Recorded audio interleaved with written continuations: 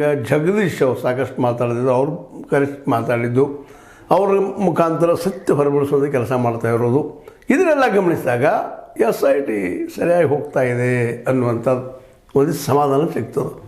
ಯಾಕಂದರೆ ಇವರಿಬ್ಬರು ಎರಡು ಪಕ್ಷಗಳು ಇವತ್ತು ಈ ಇಡೀ ಪ್ರಕರಣಗಳನ್ನು, ಆದಂಥ ಘಟನೆಗಳನ್ನು, ನೂರಾರು ಶವಗಳು ಹೋಗಿದ್ದನ್ನು ಇಬ್ಬರು ದಿಶಾಬಲ್ ಮಾಡಿಸುವಂಥ ಒಂದು ಹಾದಿಯಲ್ಲಿದ್ದಾರೆ ಅನ್ನೋ ಅಷ್ಟಲ್ಲ. ಈ SIT ತನ್ನ ಕೆಲಸ ನಿಧಾನಕ್ಕೆ ಮೌನಾಗಿ ಸಂಯಮದಿಂದ ಈಗ ಶುರು ಮಾಡಿದಂತ ಅನ್ನೋಂಥ ಮಾತನ್ನು ಮಟ್ಟನವರು ಸ್ವತಃ ಹೇಳ್ತಾ ಇದ್ದಾರೆ. ಅಂದರೆ ಇದರ ಅರ್ಥ ಇದು ನಿಂತಿಲ್ಲ, ಆರಂಭ ಆಗಿದೆ, ಈಗ ಇನ್ನೂ ಅಂತ್ಯ ಇಲ್ಲ. ಇಷ್ಟರೊಳಗೆ ಏನು ತಿಳ್ಕೊಂಡಿದ್ದೀವಿ ನಾವೆಲ್ಲರೂ, ಇದು ಅಂತ್ಯ ಆಯಿತು, ಮುಚ್ಚಿಬಿಟ್ರು ಇದನ್ನು ಹುಗಿದ ಹೋಳಿಗೆ ತಿಂದುಬಿಟ್ರಪ್ಪ ಇವರೆಲ್ಲರೂ. ಅನ್ಯಾಯವನ್ನು ಆಗಿದ್ದನ್ನು ಮುಚ್ಚಿ ಹಾಕಿಬಿಟ್ರು.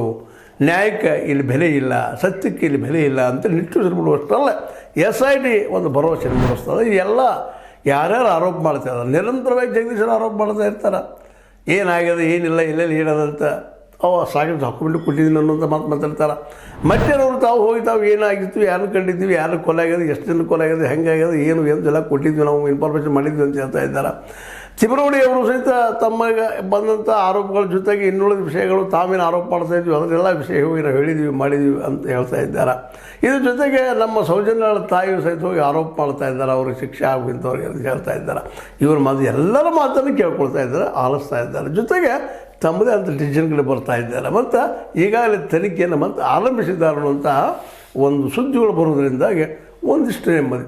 ಇವರೇನೋ ಮಾತಾಡಿ DK ಶಿವಕುಮಾರ್ ಅವರು BJP ರೊಕ್ಕ ಹಾರಿಸ್ತಾರ, ಅಲ್ಲಿ ಕಲ್ಲಿಟ್ಟಿದ್ದಾರೆ, ಹುಂಡಿ ಮೇಲೆ ಕಲ್ಲಿಟ್ಟಿದ್ದಾರೆ, 5 ಕೋಟಿ ಪ್ರತಿ ವರ್ಷ ಟ್ರಾನ್ಸಾಕ್ಷನ್ ಆಗ್ತದೆ. ದೇಶದ ಶ್ರೀಮಂತ ದೇವಸ್ಥಾನಗಳಲ್ಲಿ ನಮ್ಮ ಮಂಜುನಾಥ ದೇವಾಲಯ ಒಂದು ಶ್ರೀಮಂತ ದೇಶ, ಅದನ್ನು ಕಡೆ ಮಾಡ್ತಾ ಇದ್ದಾರೆ ಅಂತ ಅವ್ರು ಹೇಳಿದ್ರೆ, ಇವರಿದ್ದಂಥವರು BJPಗರಿಲ್ಲ, ಹಿಂದೂಗಳ ಪವಿತ್ರ ಸ್ಥಾನ ಇದು, ಅದ್ರ ಹೆಸರು ಕೇಳೋ ಸಲುವಾಗಿ ಲೆಫ್ಟಿಸ್ಟ್ರು ಜೊತೆಗೆ ನಕ್ಸಲೈಟ್ಸರು ಇನ್ನುಳಿದವರು ಇವರೆಲ್ಲರೂ ಇದ್ರ ಹೆಸರು ಕೇಳಿಸ್ತಾ ಇದ್ದಾರೆ, ಒಂದು ವ್ಯಕ್ತಿತ್ವನ ಹಾಳು ಮಾಡ್ತಾ ಇದ್ದಾರೆ ಅಂತ ಇವ್ರು ಮಾತಾಡ್ತಾ ಇದ್ದಾರೆ.